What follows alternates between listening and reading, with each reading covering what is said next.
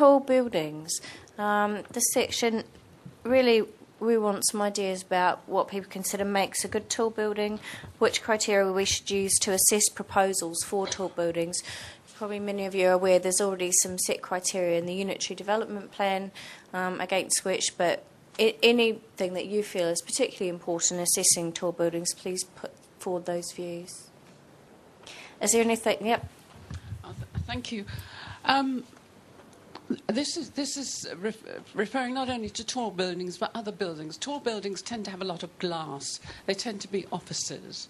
And if you look, I think it's number 40 in the little green book, you'll see what I'm talking about.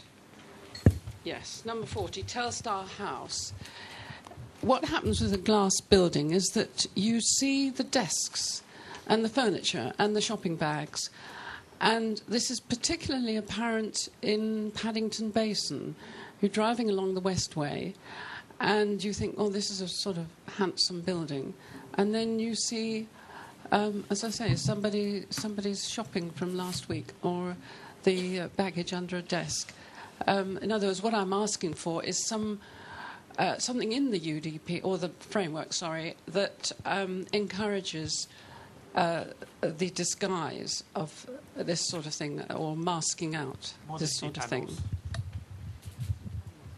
I describe them as modesty panels. Barnaby Collins again. There are those who think a good tall building is one which you can't see. But I would just say on the criteria that there is plenty of criteria and policy basis existence already, not only within the UDP but also the Cape and English Heritage Guidance. I think that there's no more you need to do apart from adopt that criteria. Thank you. Okay. I think what defines a good tall building is actually being able to see it and see it with space around it. The Canary Wharf Tower, I think, was an extremely good piece of design. The more it's encroached around it, the more it's jeopardized as design.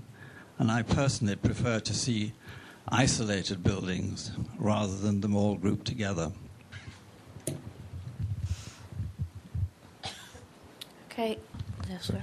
Julian Robinson, London School of Economics. I actually disagree with that last point. I'm probably a bit old-fashioned here. I'd like to see a sort of central business district. I like the cluster at Canary Wharf, and I like the cluster in the city. And I think the city skyline will be improved once some of those buildings which have planning permission are actually built. What I think is a problem is where you get random buildings like the Shard, which is an excellent piece of architecture. I just think it's in the wrong place. Thank you. Thank you. Could I ask a question? At this point, I always wonder what happens to the idea of sustainability. What about the amount of air conditioning used? And so on. So is it possible to have a tall building which meets good building performance as well? Absolutely. I mean, all the effluent and pollution from air conditioning plants, where does it go? Can we afford it? Okay, thank you.